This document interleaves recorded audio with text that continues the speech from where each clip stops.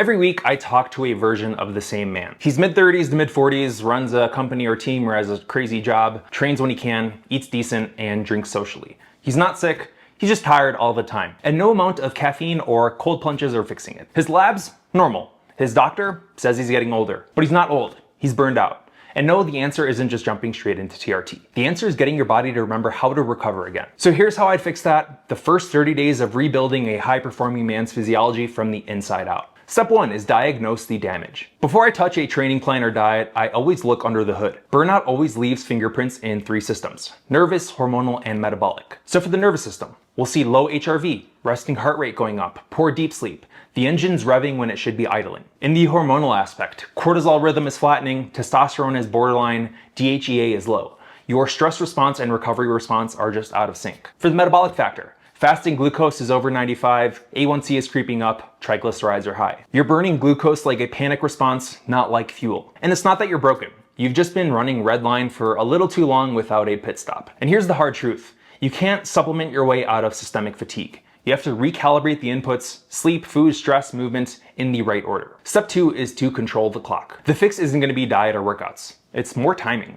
Burned out guys have wrecked circadian rhythms. They wake up too late, train at the wrong time, and stare into blue light until midnight. So week 1 is what I call rhythm rehab. In the morning, get sunlight in your eyes within 10 minutes of waking. No phone until after that. 30 minutes of some cardio or a walk. Low stress, high oxygen. In the evening, eat your last meal 2 to 3 hours before bed.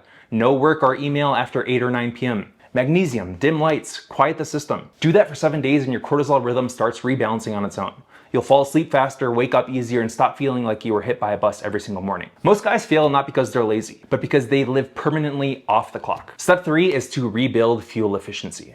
Once the clock is reset, we fix metabolism. And I know that is a buzzword, but bear with me. When you're burned out, you don't have an energy shortage, you more have an energy access problem.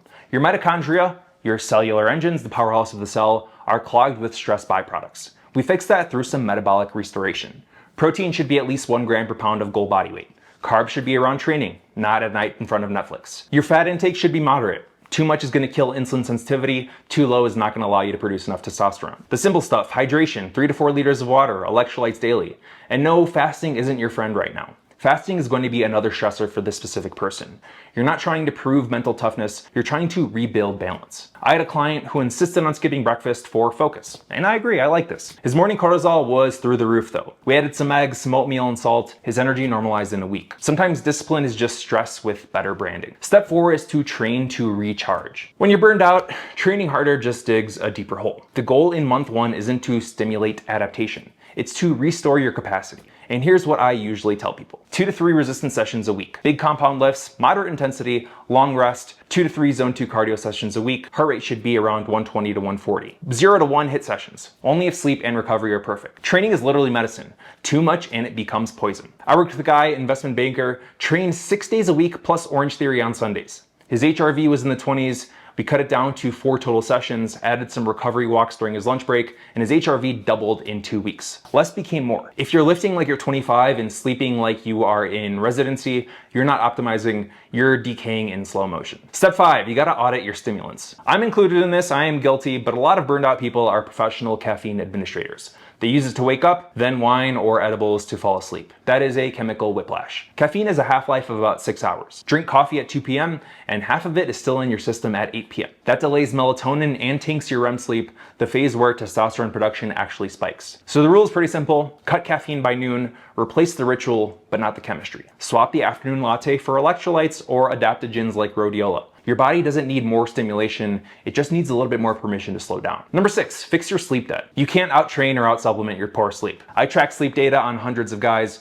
and every single performance metric follows one rule. When sleep quality improves, literally every biomarker follows. The ideal pattern? 7.5 to 8 hours total with at least 90 minutes of deep sleep. If you're hitting 6 or less, here is what is happening to you. Growth hormone drops by 50%. Testosterone dips 10 to 15% per night. Insulin resistance spikes the next morning. It's not just one bad night, it's compound interest in the wrong direction. So fix it with structure. 10 p.m. bedtime. Cool dark room. No phone in arm's reach. Protein and some carbs at dinner. magnesium glycinate before bed. You'll stop waking up at 3 a.m., stop needing 3 alarms, and start recovering like you did at 25. Step number 7, we have strategic supplementation. Supplements should amplify a system that's already working, not replace the fundamentals. Month 1, I only use a few. Magnesium glycinate for sleep and muscle relaxation, vitamin D3 and K2 for hormonal support, omega-3s for inflammation control, creatine for performance and cognitive support. That's it. No stacks, no mystery powders.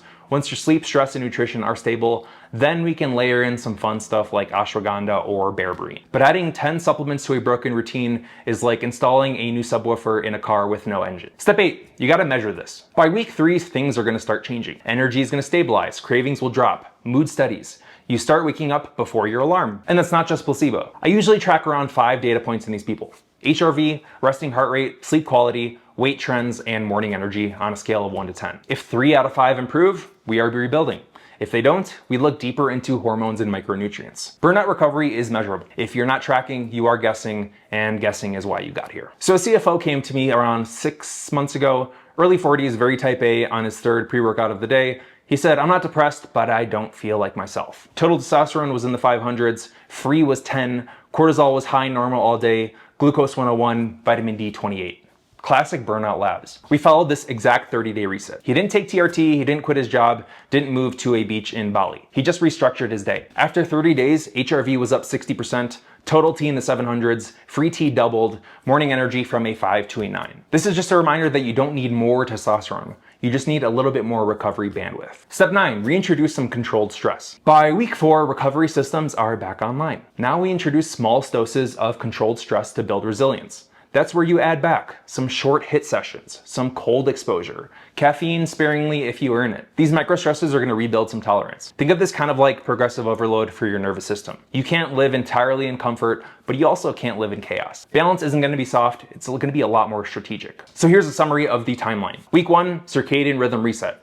Fix your wake and sleep times, light exposure, and a caffeine cutoff. Week 2, fix your nutrition. Eat for performance, not just convenience. More carbs around training. Week 3, sleep optimization and recovery training. Lower intensity, track your HRV, focus on deep sleep. Week 4 is a controlled stress reintroduction. Short bouts of HIIT, cold exposure, tighter scheduled discipline. At the end of those 30 days, your biomarkers start reflecting the shift. Cortisol rhythm normalizes. Free T rises. Insulin sensitivity improves. Inflammation drops. You don't need TRT, you need physiology that's cooperative again. Most of these guys have been living in constant output mode for so long, they've forgotten how to receive recovery. You can't keep extracting energy without reinvesting it. Every guy thinks they can grind their way back to feeling good.